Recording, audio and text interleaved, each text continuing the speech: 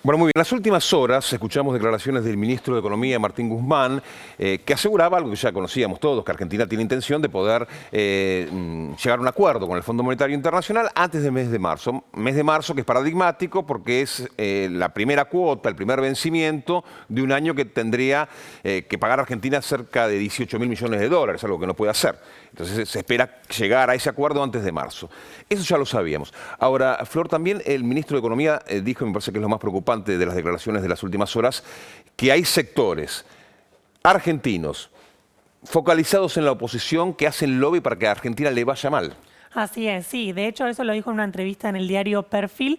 Y lo que llama la atención es que cuando el entrevistador le pregunta como qué se necesitaría para avanzar en un acuerdo, Guzmán, justamente el ministro de Economía, hace foco en esto, dice que tiene que haber un consenso generalizado a nivel país. Y déjame leerte la frase exacta que dice, nos ayudaría que los factores de poder nos apoyen, se hace lobby en contra de la Argentina. O sea, cuando habla de factores de poder, son factores económicos. Se refiere, por un lado, al establishment, a empresarios, pero también se refiere a factores políticos, la oposición justamente, y esto se da en la misma semana que el expresidente Mauricio Macri, quien promovió este acuerdo con el FMI, dice que él lo resolvería en 5 minutos. Ahora, ¿qué tipos de acuerdos en nuestra vida cotidiana resolvemos en 5 minutos? Son justamente cuando cedemos en todo, ¿no? Si vos vas al banco, no sé, tenés un problema y el banco te dice, listo, lo arreglaste en 5 minutos.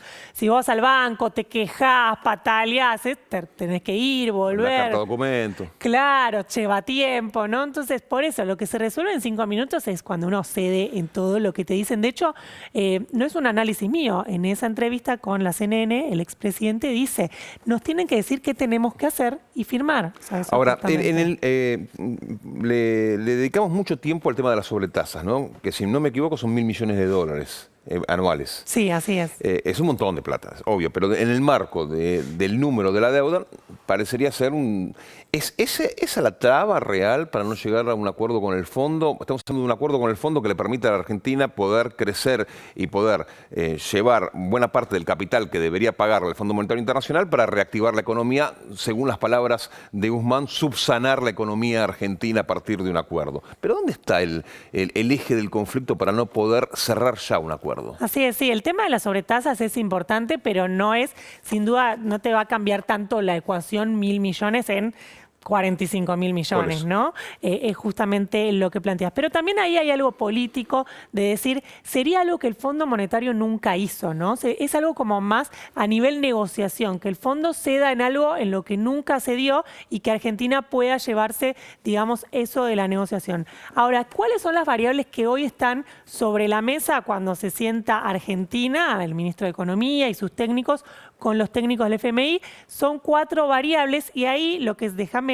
nombrártelas todas, tiene que ver con el sendero fiscal, qué va a pasar con el déficit fiscal, con el crecimiento del país, eso también está sobre la mesa, con la recaudación, es decir, todos los impuestos y los ingresos que tiene el Estado Nacional, y el último punto, el tipo de cambio. El dólar.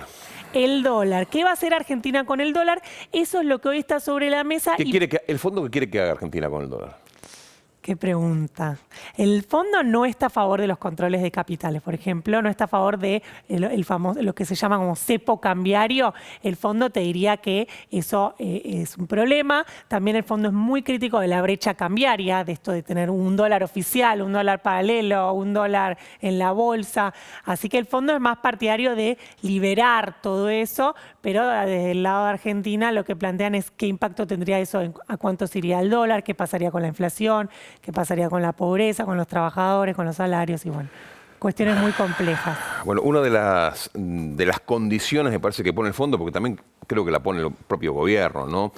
Que haya un consenso político, y ese consenso político en este tipo de situaciones se logra a través de un acuerdo en el Congreso, ¿no? Sí, también es cierto que la negociación con el Fondo Monetario Internacional se da en el contexto de una campaña electoral, con lo que es difícil que el gobierno nacional logre consensos por parte de la oposición. Igual Argentina sobre siempre todo, está en campaña, ¿eh? Sí, es cierto también, pero sobre todo por parte de Juntos por el Cambio, y en realidad porque desde el gobierno y desde el Congreso, desde la Comisión de Seguimiento y Control de la Deuda, lo que señalan es que hay responsabilidades compartidas compartidas en ese préstamo que se le otorgó al expresidente Mauricio Macri en el último tramo de su gestión. Cuando hablan de responsabilidades compartidas, hablan obviamente de la gestión de Cambiemos a nivel nacional, pero también de la responsabilidad del Fondo Monetario Internacional de haber otorgado ese préstamo extraordinario, pero además no haber monitoreado que precisamente esos recursos no se fugaran, que fue lo que reconoció el propio expresidente Mauricio Macri con este sincericidio cuando dijo que le habían dado esos recursos a los bancos comerciales porque se querían ir del país por el temor al kirchnerismo. ¿Querés que lo escuchemos? Dale. Dale, vamos a verlo. La plata del fondo, que es la plata de los demás países, la usamos para pagar a los bancos comerciales que vencían y que se querían ir. ¿Por qué se querían ir? Porque tenían miedo que vuelva el kirchnerismo. Algunos lo denominamos como un sincericidio, alguien que al sincerarse deja bien de manifiesto y expuesto qué fue el proyecto económico de ellos, ¿no? De Macri y de todos los que lo defendieron. Tomar deuda para seguir obviamente financiando la fuga.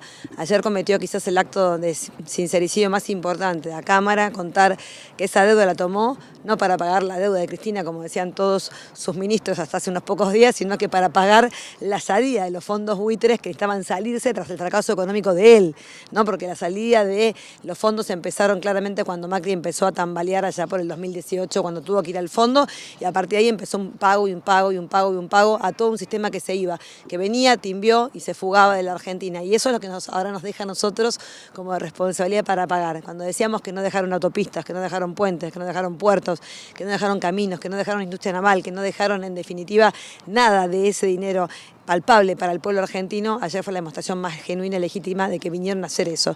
Vinieron a hacer una gran estafa electoral y vinieron a fugar millones y millones de dólares para un grupo que no son conocidos para nosotros, que son los famosos fondos buitres de la Argentina y del mundo, que operan bajo gobiernos que permiten este tipo de operaciones. Nosotros trabajamos todos los días para poner un límite a esas rentabilidades que existen en el mundo y para poder trabajar sobre el sistema, el único que genera riqueza para nosotros, que es el sistema productivo de la República Argentina.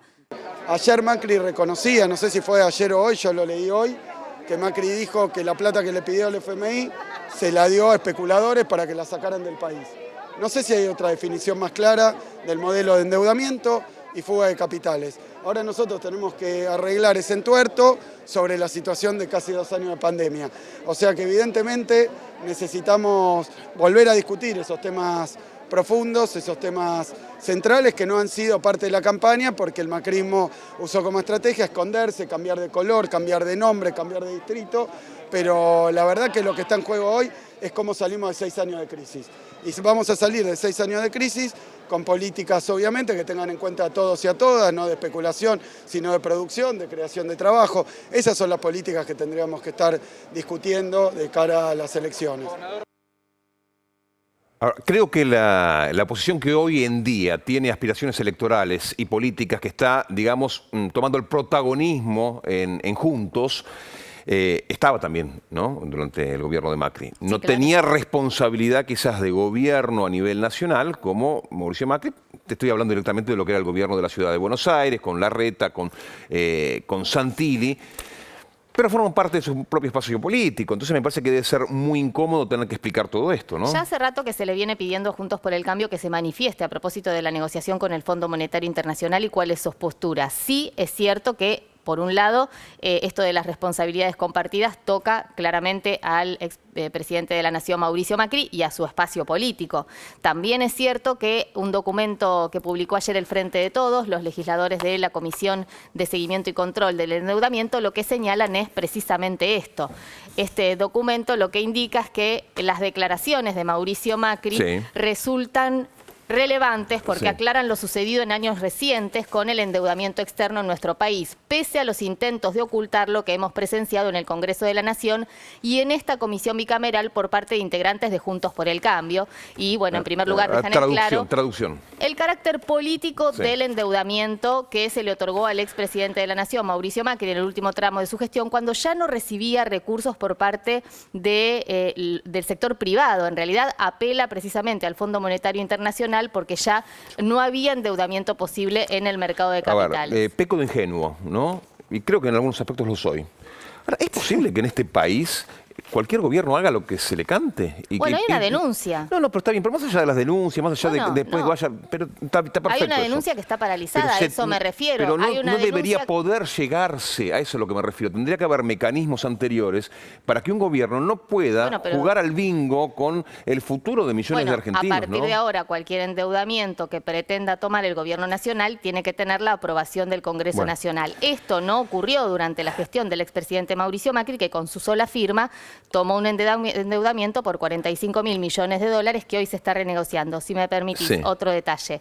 Sería interesante que Juntos por el Cambio se manifestara a propósito de lo que fue la gestión de Mauricio Macri y este endeudamiento. Hasta el momento hay absoluto silencio, pese a la campaña electoral, y también la única referencia es del propio expresidente Mauricio Macri, que dijo que este tema lo resuelve en 5 minutos. Sí, yo voy más allá de Macri, de Juntos, del kirchnerismo, del Frente de Todos, algo más institucional, ¿no? Que los países no puedan hacer, que los gobiernos circunstanciales de turno no puedan hacer y no puedan hipotecar el futuro de los demás, ¿no? Eso me parece que es... Justamente en la entrevista de Guzmán que dio al diario Perfil, lo que establece es que cuando el gobierno en Cambiemos le paga a los fondos buitre, que no estaba por ley, vos no podías pagarle a los fondos buitre en Argentina, lo llamaron a Guzmán, que en ese momento era un investigador que vivía en Estados Unidos, vino al Congreso, te estoy hablando del 2016, Guzmán dijo que no convenía pagar a los fondos buitre, dijo que todo endeudamiento en moneda extranjera debía pasar por la ley. Era alumno de Stiglitz en ese momento. Era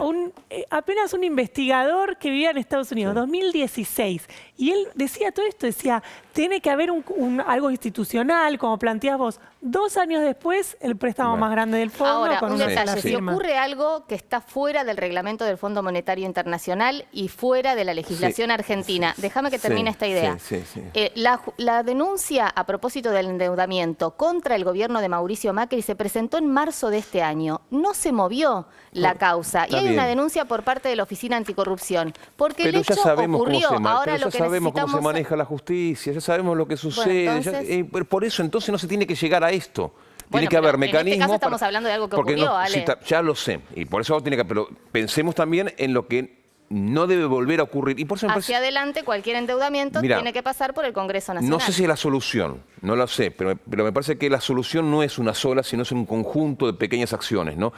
Fíjate lo que está haciendo el Colegio de Abogados. Me parece que es una puntita, un granito de arena para que esto no vuelva a suceder.